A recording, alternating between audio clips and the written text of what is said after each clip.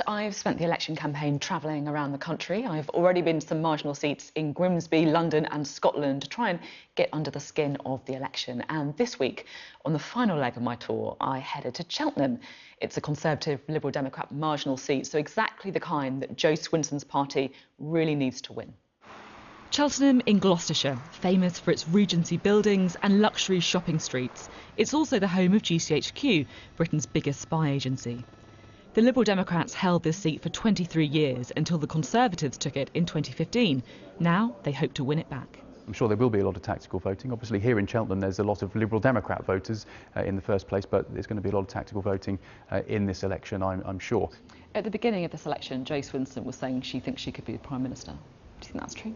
Well, at the moment it looks like the most likely outcome is a Tory minority government or a Tory majority, and the important thing is that people know that by voting Liberal Democrat, where we're in Tory-facing seats, you can deny the Conservatives a majority at this election. I'm not meeting a huge number of people who want this in Cheltenham.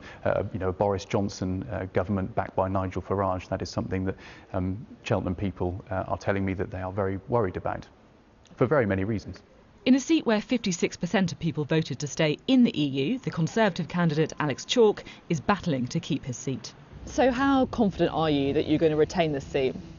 Well, it's on a knife edge, but I have to say the messages I'm picking up on the door are really, really positive, and people recognise that actually so many people reckon we've got to move forward, and that this paralysis is causing such damage to our country. So there's a national position. People want to move on to all the other issues which are important to us here in Cheltenham, like our A&E or schools or hospitals or climate change, which I'm really passionate about.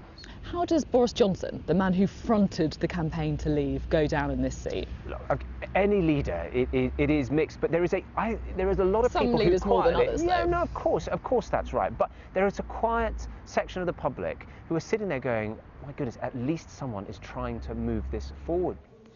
Labour admit this election is more about increasing their vote share than actually winning the seat. So how optimistic are you then going into this election? I think there's a lot of positivity and a lot to be said for Labour at this election in Cheltenham. We've grown our vote share at the last two elections, and we're certainly looking at doing so again this time. And actually what I would say is, given the number of non-voters in Cheltenham, there is a very real prospect that if they did all vote for us, yes, it's a sort of wild scenario, then possibly we could see victory.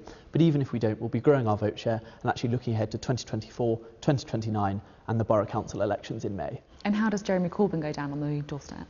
Jeremy Corbyn, I think, has actually seen a rise in popularity throughout this campaign, because people see that while he may not be the traditional leader we've had lately in the sort of more presidential direction our politics has taken, he is a capable manager of a cabinet, and he is able to manage those competing, powerful and strong and intelligent personalities in the Labour cabinet to build a consensus which will work for the country as a whole.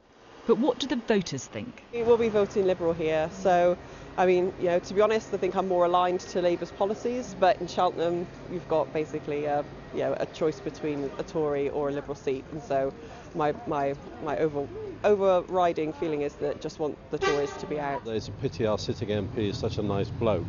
Alex Chalk you're talking Indeed, about? Alex Chalk is such a nice bloke, and he has done so much for the town, and the trouble is I would like to vote Labour. I would vote Lib Dem if there was a stronger leader. Who are you planning on voting for? Conservative.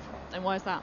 Because I think Boris Johnson will do a good job, even though he's a maverick. I think he's got good policies and basically tends to stand behind what he says he's going to do and try and deliver it, which for a politician basically is a rarity. I am very concerned that Jeremy Corbyn might get in, which I think would be tragedy for the country. I don't particularly like Jo Swinson because she seemed to think she had it in the bag by, you know, just staying in and not offering a referendum, which I think was a mistake for her party. I would like the Conservatives to stay in. I'm not a massive Boris Johnson fan. I'll be honest, before I came to Cheltenham, I thought this seat would be a shoo-in for the Lib Dems, a Remain voting constituency where the party has a history of winning. But after spending the day here, it might be tighter than I first thought. And for a party that started the campaign promising that Jo Swinson could be Prime Minister, that's a concern. If the Lib Dems are to have the election breakthrough that they had hoped for, seats like Cheltenham are a must-win. With less than 2 weeks of campaigning to go, this constituency could still be up for grabs.